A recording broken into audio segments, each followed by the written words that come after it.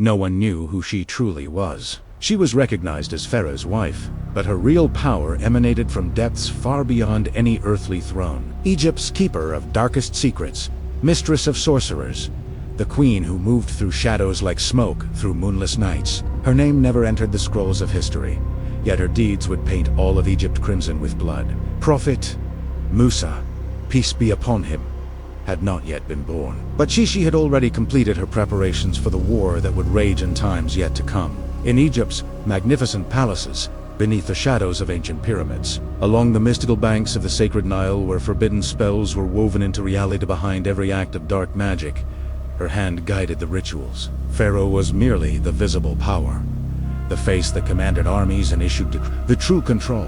The real dominion over Egypt's supernatural forces rested entirely with her. And tonight, once again, she would breathe life into another fragment of her grand design. Deep within the palace's lowest foundations, in chambers unknown to even the highest priests, lay a secret room that defied earthly architecture. Its walls bore hieroglyphs that seemed to writhe and shift in torchlight, while the ceiling displayed ancient symbols mapping the movements of celestial bodies across eternity's vast expanse. At the chamber's heart stood a massive obsidian table, its surface polished to mirror-like perfection. Upon this dark altar rested a golden mirror surrounded by 7 gems, each radiating a different color that pulsed with otherworldly energy. Queen Ankhesenamun entered the chamber with the fluid grace of a predator. Her long obsidian hair cascaded over her shoulders like liquid night, while her eyes blazed with an amber luminescence that pierced the darkness. But this radiance was far from natural. Years of performing forbidden rituals had altered the very essence of her gaze. Her eyes had transformed into something reptilian, hypnotic, and deadly. Windows to a soul that had traded humanity for supernatural power. She approached the obsidian table and placed her palms upon the golden mirror's cool surface. "Spirit of Thoth," she whispered in ancient Egyptian, her voice carrying harmonics that resonated through dimensions unseen. "Grant me vision. Reveal to me who shall threaten these lands in times to come." The mirror's surface began to cloud with supernatural mist. Shapes materialized within its depths, first indistinct shadows, then images that sharpened with terrifying clarity. Ankhesenamun's breath caught in her throat as visions unfolded before her. Within the mirror's mystical depths, she witnessed a man wandering through desert wasteland. A staff rested in his grip, and a brother walked beside him through the endless sands. When this figure spoke, the very rocks of the desert split apart, and trees of living water sprouted from barren ground. "Musa," the queen murmured, her voice barely audible above the chamber's supernatural silence. "Your name is Musa." The visions continued their relentless revelation. This Musa would mature into manhood and return to Egypt with power that defied comprehension. He would stand before Pharaoh himself and issue demands that would shake the very foundations of Egyptian civilization. And most terrifying of all, he would defeat her sorcerers, rendering decades of accumulated magical knowledge utterly powerless. Ankhesenamun's fingers gripped the mirror's golden edges with such force that her knuckles turned white, leaving permanent impressions in the precious metal. "This shall never come to pass," she declared through clenched teeth, her words dripping with venom and absolute determination. "No prophets shall ever overcome the magic of Egypt." The chamber door swung open, and Kimwaset entered with the measured steps of one accustomed to treading in the presence of dangerous power. Pharaoh's chief sorcerer and Ankhesenamun's most loyal servant stood tall despite his advanced years. Though bald and weathered, with deep lines etched across his face like a map of accumulated wisdom, his eyes retained the sharp intensity of youth and the cold calculation of one who had witnessed unspeakable rituals. "My mistress," he said, bowing with practiced reverence, "you have summoned me." "Kimwaset, a great threat approaches from the horizon of destiny." Ankhesenamun spoke without turning from the mirror, her gaze still fixed on the swirling visions. "One of the children of Israel shall arise. His name is Musa, and he will render all our magical arts meaningless as dust before the wind." Kimwaset showed no surprises of serving the queen had taught him that her prophecies invariably manifested in reality with terrifying precision. "What would you have me do, my lady?" "Gather the most powerful sorcerers from every corner of our realm. Not only the men, but the women as well. Bring me every talented practitioner of the mystical arts. From the 4 winds of Egypt Let none with true power remain outside my influence. Mistress, such a gathering presents grave dangers. If so many sorcerers unite in one place, their combined energies might. They will remain under my absolute control. Anki Cinnamon interrupted with chilling certainty. I am their mistress, their superior in every art. You need only bring them to me. Kemwaset bowed deeper and departed to fulfill his dark commission. The queen returned her attention to the mirror, where the visions continued their inexorable parade. Musa had grown to full manhood, his form now imposing and authoritative, but something else captured her attention. Other figures walked beside him through the mystical images. A woman? No. Multiple women accompanied this future prophet. Who are these companions? She whispered to the mirror's supernatural consciousness. The images shifted, revealing the slave quarters where the children of Israel endured their bondage. Women struggled desperately to protect their children from Egyptian brutality. Men labored under crushing burdens, their backs bent beneath the weight of Pharaoh's construction projects. But in the women's eyes, Anki Cinnamon detected something that chilled her supernatural senses. Hope burned there like an inextinguishable flame.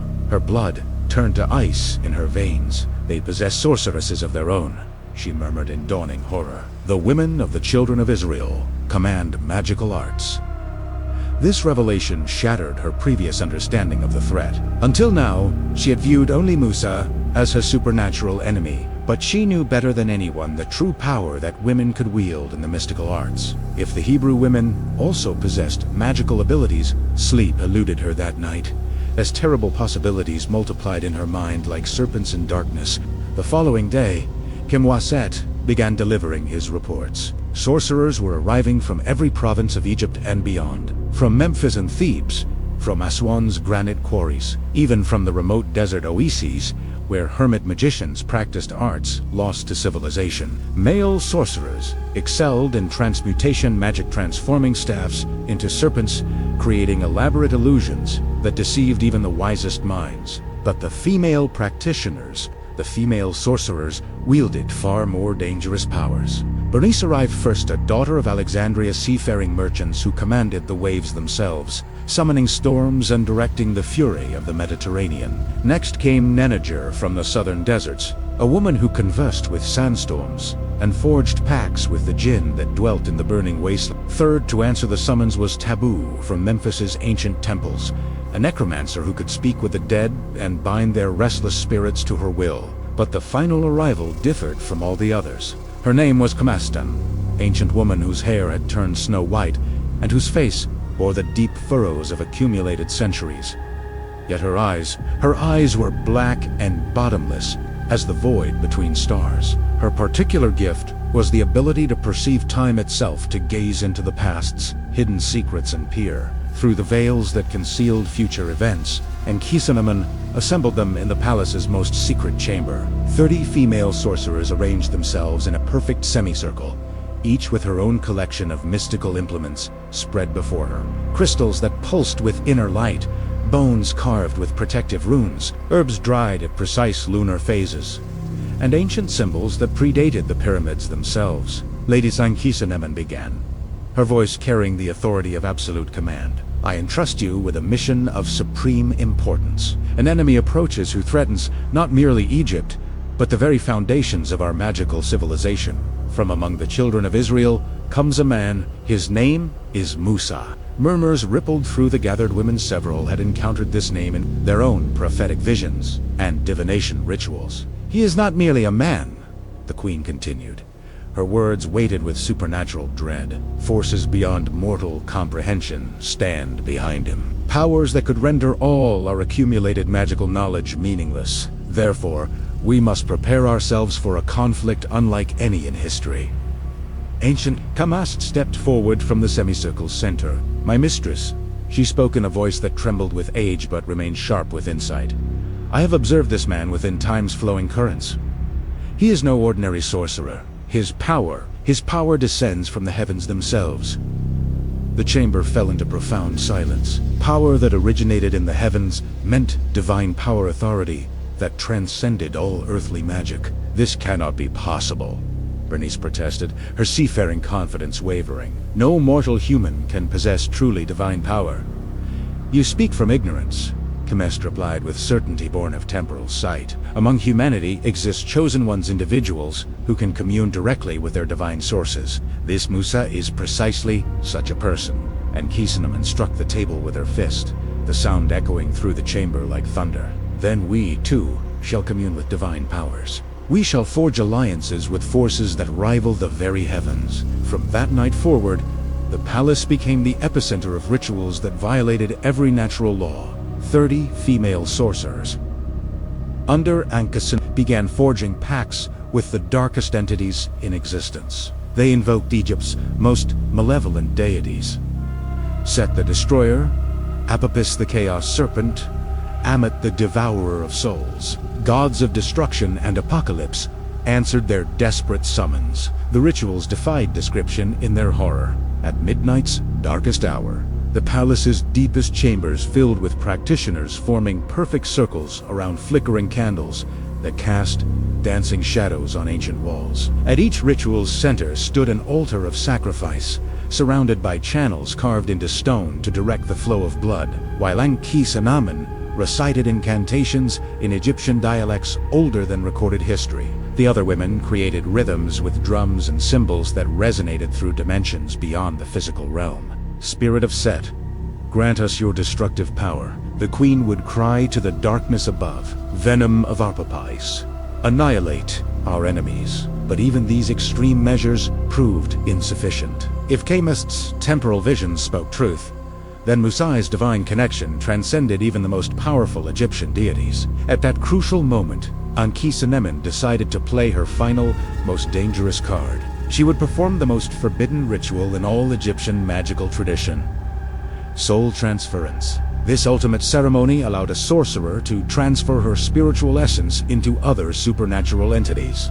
But the price demanded nothing less than the sacrifice of her human nature. She would cease to be human entirely, transforming into something else, a creature of pure magical force. I will accept this risk, Ankh-Sanamen declared to her 30 assembled practitioners, but I require your assistance to achieve the transformation.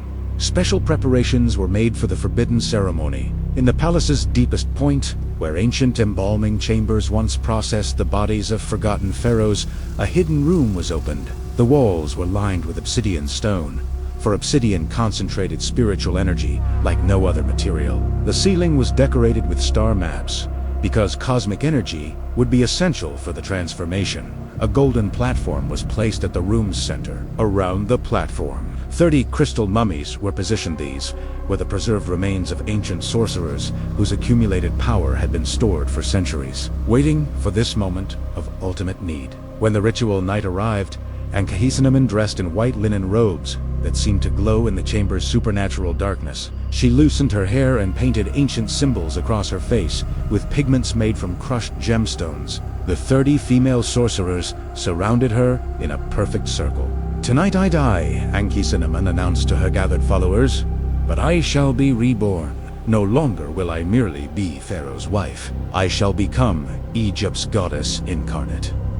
The ritual began. At the stroke of midnight, the women started chanting ancient incantations, their voices beginning softly but gradually building to a crescendo that seemed to shake the very foundations of reality. Accompanied by otherworldly music and the thunderous beating of ceremonial drums, the ceremony continued for hours. Ankh-Sanamen lay motionless on the platform while her body trembled with supernatural energy, her eyes sealed shut in mystical trance. At the deepest point of night, something extraordinary occurred. The chamber suddenly grew frigid beyond natural explanation. The candles began to flicker violently in invisible winds. Strange sounds began emanating from within the crystal mummies, whispers and moans from sorcerers dead for millennia. And then Ankh-Sanamen's body began to rise. She floated 3 meters above the platform, suspended in midair by forces beyond comprehension. When her eyes opened, they no longer held their amber luminescence. They had become black, infinitely deep wells of darkness. Her voice too had changed, becoming deeper, more hypnotic, infinitely more dangerous than any mortal throat could produce. I am no longer merely Ankh-Sanamen. She spoke while hovering in the air above her followers. I am the daughter of Set, heir to a Pupis, queen of all darkness that exists between the stars. The 30 female sorcerers fell to their knees in worship and terror. The ritual had reached its completion, and Ankhesenamun now possessed supernatural abilities that transcended human limitation.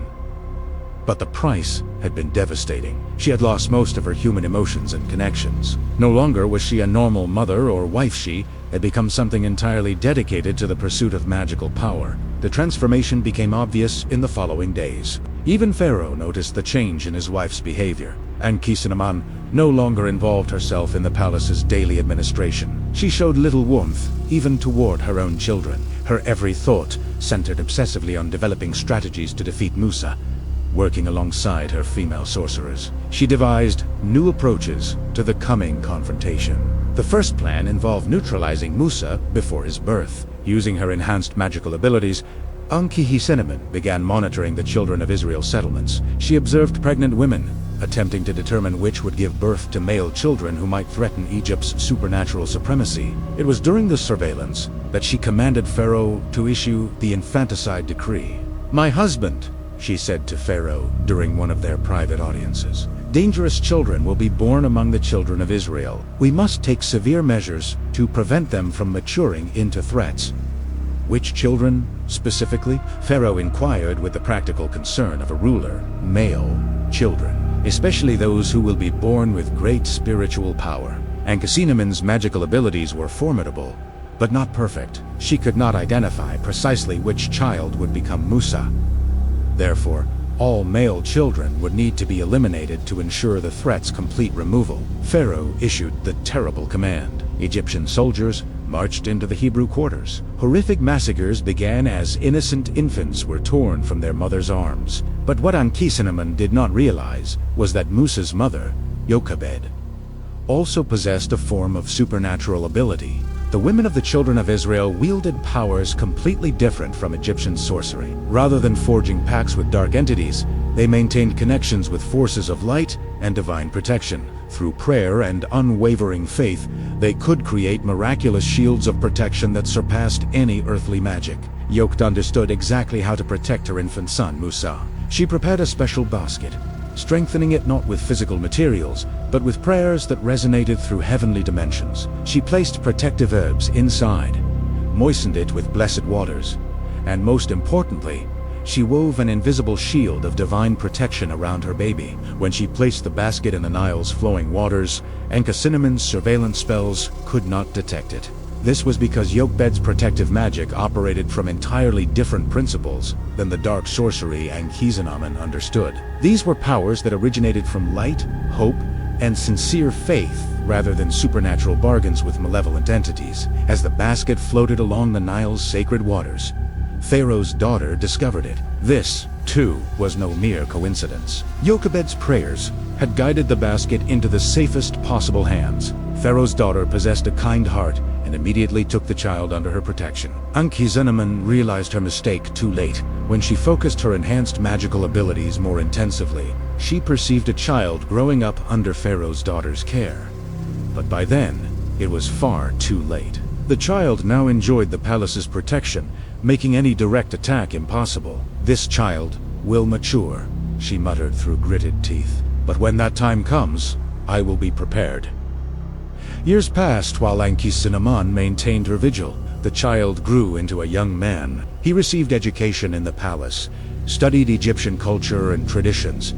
But Ankhesenamun could sense the different power growing within him. This force strengthened with each passing day. When Musa reached 25 years of age, the pivotal event occurred. An Egyptian soldier was brutally beating one of the children of Israel. Musa intervened in the assault and accidentally killed the soldier during the confrontation. This incident presented Ankhesenamun with a tremendous opportunity. "My husband," she said to Pharaoh, "Musa represents a danger to our stability. He must face judgment for his crime." But that very night, Musa escaped into the desert wilderness. Ankhesenamun's magical abilities could not reach him there, because the desert lay beyond the influence of Egyptian sorcery. "He has fled," she raged in frustration, "but he will return. And when he does, I will be ready." For the next 40 years, Ankhesenamun prepared with obsessive determination. She increased the number of female sorcerers under her command. She imported magical practitioners, not only from throughout Egypt, but from surrounding kingdoms. From Nubia came specialists in dark magic. From Libya arrived desert sorcerers. From Sudan came animist She created a secret army of supernatural practitioners within the palace walls. Every night witnessed new rituals. Dark forces were summoned. Curses were prepared and refined. Though Ankhesenemen had aged physically, her magical abilities maintained her youthful appearance. Her body appeared to be in its 30s, but her mind contained centuries of accumulated mystical experience. The day of Musa's return was approaching rapidly. Through her magical surveillance, Ankhesenemen tracked him in the desert wilderness. She observed his marriage, the birth of his children, his life as a shepherd tending flocks. But then, one day, a monumental change occurred. On Mount Sinai, Musa encountered the burning bush. At that moment, Ankhesenemen felt her magical sight being severed completely. She could no longer observe Musa clearly because an incredibly powerful protective shield had formed around him. This shield surpassed any magic she had ever encountered. "Now he comes," she whispered to the darkness of her chamber. "But I too am prepared for this confrontation." When Musa returned to Egypt, accompanied by his brother Harun, Ankhesenemen activated her ultimate plan. Working with her female sorcerers, she prepared an enormous magical trap. The strategy was elegantly simple. When Musa spoke with Pharaoh in the palace throne room, they would surround him with spells designed to drain his spiritual energy and force him to waste his power in futile resistance. The day of the first confrontation arrived with all the weight of destiny. Musa and Harun entered the palace's great hall, where Pharaoh sat upon his golden throne with Ankhesenemen beside him. 300 male sorcerers filled the chamber's visible areas, but no one suspected that 30 female practitioners waited in hidden balconies above, ready to unleash decades of accumulated power. When Musa began to speak, Ankhesenemen immediately sensed the force in his voice. This was a power that transcended everything she had studied and mastered, but she did not waver in her determination. Now, she commanded silently to her hidden allies. The female sorcerers activated their spells in perfect coordination. First, they attempted to cloud Musa's mind with confusion. Then they tried to drain his spiritual energy. Finally, they sought to poison the very air he breathed with supernatural toxins. But none of their attacks achieved any effect whatsoever.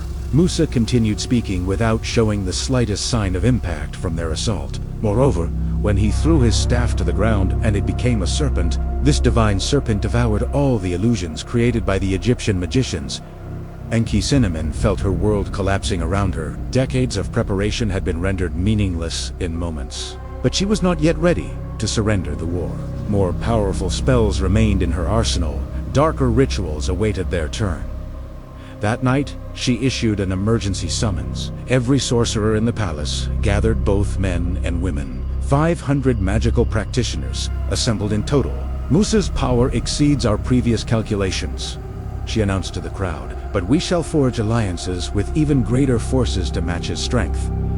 The ritual performed that night became the darkest ceremony in all Egyptian history. 500 sorcerers formed an enormous circle around a massive pentagram drawn in the chamber's center. At the pentagram's heart stood a statue of one of the most malevolent entities from ancient times, Ammit, the devourer of dead souls, spirit of Amut. Ankhesenemen cried to the darkness above, "Grant us your final power. Destroy Musa and all he represents." But at that critical moment, something went terribly wrong. The summoned entity broke free from their control completely. Amit's spirit perceived the summoners themselves as enemies worthy of destruction. It began attacking the very sorcerers who had called it forth. The chamber erupted into absolute chaos. Sorcerers screamed in terror as they fled from the supernatural predator they had unleashed. Amit's spirit hunted every person present with relentless fury. Even Ankhesenemen barely managed to escape with her life intact. The ritual had become a catastrophic disaster. Half of the 500 sorcerers either died or lost their sanity entirely. Ankhesenemen found herself cornered with rapidly diminishing options. Her magical arts had not defeated the prophet, but her losses had been devastating beyond calculation. In the following days, Musa's miracles continued their inexorable demonstration of divine power. The Nile turning to blood, plagues of frogs, swarms of gnats. Each time Ankhesenemen attempted to counter with her remaining magical abilities. But she achieved nothing against forces that clearly transcended all earthly power. She finally understood that Musa's authority could not be compared to any force she had previously encountered. The time had come to play her final card. She would offer her own soul in a bargain with Satan himself. In exchange, she would gain the power necessary to destroy Musa permanently. But performing this ultimate ritual required time she did not possess. Meanwhile, Musa's patience with Pharaoh's stubbornness was rapidly reaching its limit. When the 10th plague descended upon Egypt, everything ended at once. All of Egypt's firstborn children died in a single night. Pharaoh's son perished. Ankhesenamon's son died as well.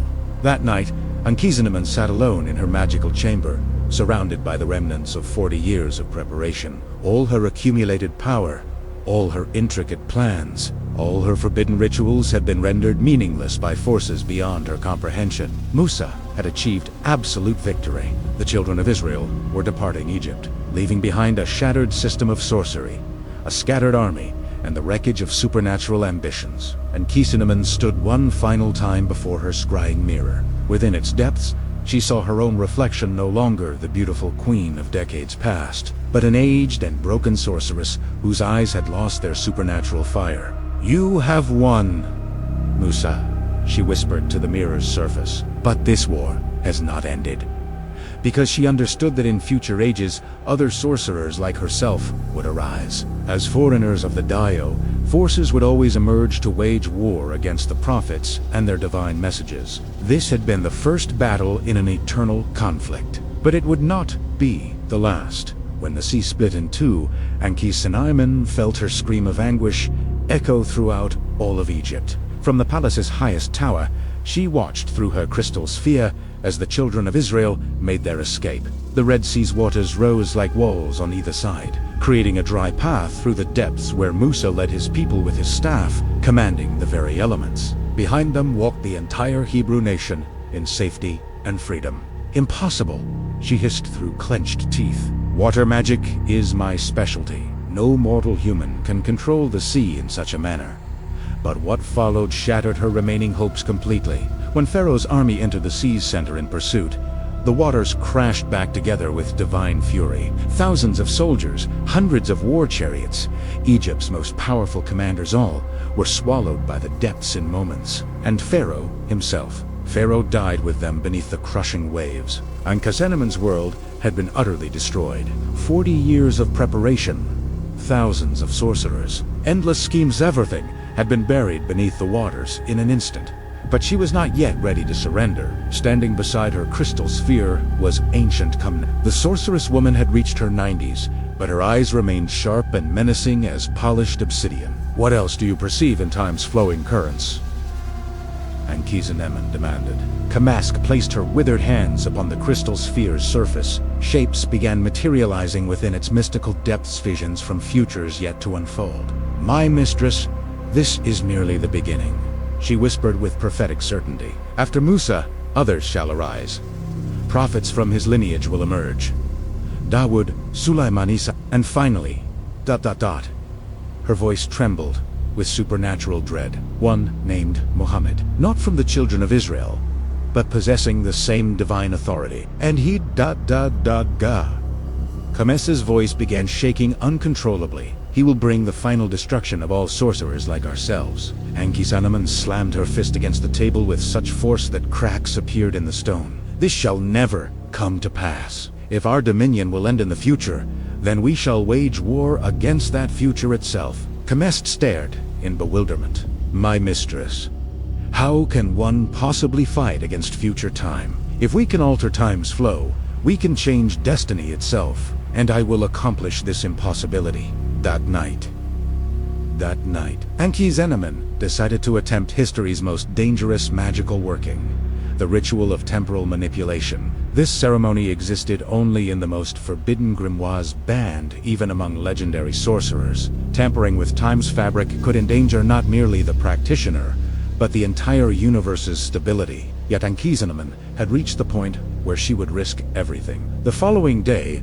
preparations began in earnest. She gathered the 200 sorcerers who had survived the palace disasters. Most had witnessed the Red Sea catastrophe from a distance but remained loyal to her cause. She revealed her final strategy to these remaining followers. "My companions, She addressed the assembled practitioners in the Great Hall.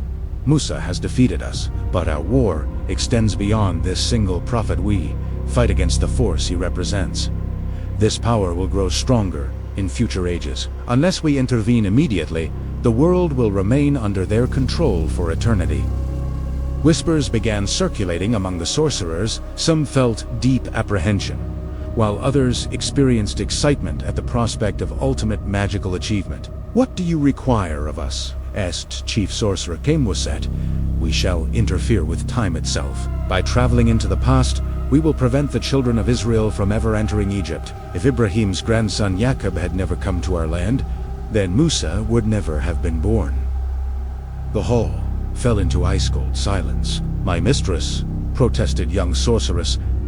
"Amentet, temporal magic presents extreme dangers. Throughout history, every practitioner who attempted such workings either died or lost their sanity completely. I am unlike those who came before," Enki Cinnamon replied with chilling confidence. "For 40 years, I have prepared myself for this moment. Having dedicated my soul to Set, I have become more powerful than death itself." The preparations consumed an entire week. In the palace's deepest foundations, within an ancient burial chamber, an enormous temporal circle was inscribed. The circle was constructed from a mixture of gold, silver, and bronze metals. 1,000 different symbols were carved into its surface, each symbol representing a different period of time throughout history. An obsidian stone altar was placed at the circle's center. Upon this altar were positioned the oldest Egyptian magical texts books, written before the pharaohs, predating even the pyramids themselves. The ritual required special sacrifices, not human offerings this time, but temporal sacrifices. The life energy of 12 individuals of different ages would be extracted and transformed into temporal energy necessary for the working. The sacrificial volunteers were fanatically devoted to Ankisan. These sorcerers understood that no difference existed between death and time travel. Both represented journeys into the unknown. When the ritual night arrived, 200 sorcerers assembled in the burial chamber. They stood around the temporal circle's perimeter. Everyone wore black robes, because black absorbed temporal energy more effectively than any other color. Ancient crystals rested in their hands, pulsing with accumulated power. Anki-Senaman emerged wearing white robes that seemed to glow with supernatural radiance. A golden crown adorned her head. Temporal crystals hung around her neck. Her face had transformed completely. What had once been beautiful now appeared almost demonic in its otherworldly intensity. "Tonight, we shall rewrite history itself," she proclaimed to the darkness above. "We shall create a timeline where the children of Israel never existed." The ritual commenced at midnight's deepest hour. 200 sorcerers began chanting incantations simultaneously. The words were in ancient Egyptian, but far older languages, from before the world's creation. The temporal circle began glowing with eldritch light. The symbols within started igniting one by one, then extinguishing. Each activated symbol opened a gateway to a different historical period. Enki Cinnamon walked to the circle's center. In her hand, she held a temporal crystalline ancient stone that had been accumulating time energy since the world's creation. "Spirit of Thoth," she cried to the cosmic forces above.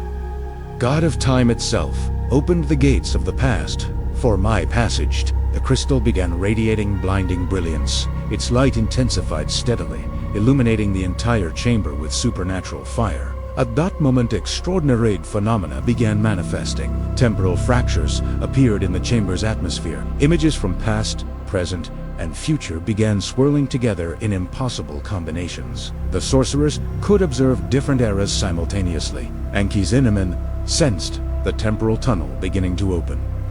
But it lacked sufficient power. More energy was required to complete the working. "Bring forth the sacrifices," she commanded. 12 volunteer sorcerers stepped forward. These were Anki-Cinnamon's most devoted followers, who had spent years preparing for this ultimate moment. One by one, they ascended the altar.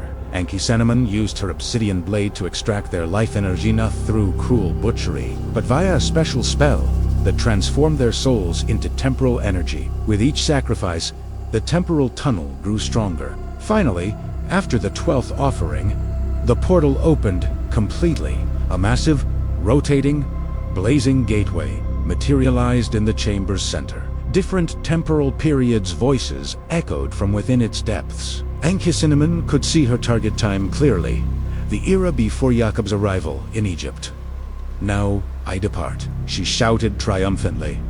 "I shall alter the course of history." But at that critical instant, something unexpected occurred. Different voices began emerging from the temporal tunnel voices Ankh-Cinnamon did not recognize. They were far more powerful and authoritative than any earthly sound. And then she saw them.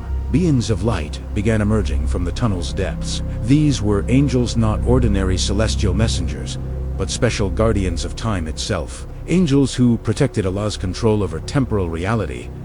The chief angel stepped forward. He appeared enormous, brilliant, and possessed of overwhelming divine authority. Ankh-Cinnamon, he spoke with a voice like melody yet stern with cosmic judgment. "You have no permission to manipulate time." Ankh-Cinnamon was stunned beyond comprehension. None of her magical arts could affect these celestial beings. "This is my right!" she screamed in defiance. "Musa defeated me. I have the right to change history. History remains under Allah's control," the chief angel declared with finality. "You are merely a created being. Now you shall face your punishment." The angels surrounded Ankh-Cinnamon completely, but she was not yet prepared to surrender her ambitions. She would play her final card. She shattered the temporal crystal in her hand. The energy released engulfed the entire chamber. This was incredibly dangerous, because uncontrolled temporal energy could annihilate everything in existence. "If I cannot achieve victory, I shall take everyone with me into destruction," she screamed in ultimate desperation. When the crystal shattered, the temporal circle lost all control. The portal began expanding chaotically. Past, present, and future became entangled in cosmic confusion. The burial chamber transformed into the epicenter of temporal chaos. 200 sorcerers screamed in terror as they attempted to flee. But escape was impossible. Most fell into temporal fractures and were scattered across different eras. Some were transported to the age of pharaohs, but could not carry their physical bodies and remained as disembodied spirits. Others traveled even further back to the pyramid construction period. The workers there mistook them for jinn. Some were cast into the future, reaching even the 21st century. The spirits of these sorcerers still wander the modern world, continuing to pursue their demonic schemes. But Ankh-Cinnamon suffered the worst fate of all. Before the angels could capture her, she fell into the temporal portal's exact center. But this gateway was no longer controlled. It led to no specific time period. She became trapped in a dimension outside time itself, belonging to no era whatsoever. This realm was a place of absolute horror. Nothing existed there except infinite emptiness and eternal regret. And Ankh-Cinnamon would remain there forever. She could neither die nor find redemption. In the timeless void, she faced an eternity of solitary punishment. A massive explosion occurred in the burial chamber. That entire section of the palace collapsed completely. The temporal portal closed, and the chaos ended. The next morning, no trace of Ankh-Cinnamon remained. No one in Egypt spoke of her anymore. Her name was erased from all records. Her statues were destroyed. Even her tomb could not be located. It was as if she had never existed at all. But the story did not end there. The rituals Ankh-Cinnamon had performed had opened permanent wounds in time's fabric. These wounds created small fractures in temporal reality. Through these cracks, malevolent entities from the future gained the ability to influence the past. This is why female sorcerers similar to Ankh-Cinnamon emerged in every historical period.